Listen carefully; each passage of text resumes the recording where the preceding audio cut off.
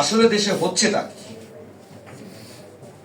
আমাদের নেতা তারেক রহমান স্পষ্ট উচ্চারণ করেছেন, আজকের এই অন্তর্বর্তীকালীন সরকার যদি পরাজিত হয়, দেশ পরাজিত হবে, জনগণ পরাজিত হবে। আমাদের শেষ মেশ 2000, তার আগে হাজার হাজার 17 বছরে নেতা কর্মীর গুম, হত্যা, আমাদের সন্তানদের রক্ত, এই রক্তের বিনিময়ে যে অর্জিত সরকার, সেটি পরাজিত হলেই বাংলাদেশ পরাজিত হয়ে যাবে। কিন্তু এর মানে এই নয়, এর মানে এই নয় যে আপনারা যা ইচ্ছা তাই করবেন।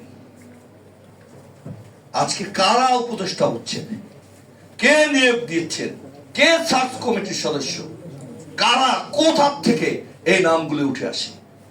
আপনারা বিশেষ ব্যক্তিত্বদের সরকারে নিয়ে যাওয়ার কথা। এরা কি বিশেষ ব্যক্তিত্ব? এদের কি রাজনৈতিক আইডেন্টিফাইড নয়?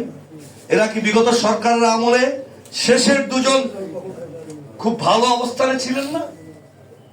তাহলে তো বৈষম্যের কথা যে বলা হয়েছে, এরা বৈষম্য বিরোধী যে আন্দোলন, সেখানে এদের অবদান নাই। এরা সুবিধাবাদী গোষ্ঠী হলেও হতে পারে। আমরা সে লাইনে যাচ্ছি না। আমরা বলতে চাই, জাতীয়তাবাদী দলের 2 শীর্ষ নেতা আছেন, তারা বলতে চায়, যারা আহত হয়েছে, যারা শহীদ হয়েছে, যারা দীর্ঘ 17 বছর লড়াই সংগ্রাম করে শহীদ হয়েছে অথবা গুম হয়েছে, তাদের পাশে দাঁড়ানো এখনো এই সরকারের বিভিন্ন গুরুত্বপূর্ণ জায়গায় ওই ফেসিবাদের পুতাত্তারা ঝেঁকে বসেছে। এবং চমৎকার ভাবে একটি চমৎকার জিনিস আমি বারবার বলি, মফস্বলে থাকার কারণে এইখানের পানি ওইখানে নিয়ে রং বদলানো হলো। অর্থাৎ অমুক জায়গায় তিনি চাকরিরত আছেন, আওয়ামী লীগের সুবিধাভোগী, তাকে পিরোজপুর থেকে রংপুর নিয়ে তার চেয়ে বেশি প্রমোশনের জায়গায় দিয়ে তাকে বহাল তবিয়তে রাখলো। এগুলো কারা করছেন? কোন দূতাবাসের ইঙ্গিতে হচ্ছে? অথবা কোন রয়ের এজেন্টরা এখন তো বাংলাদেশের চারিদিকে ঘুরে ফিরে আছে?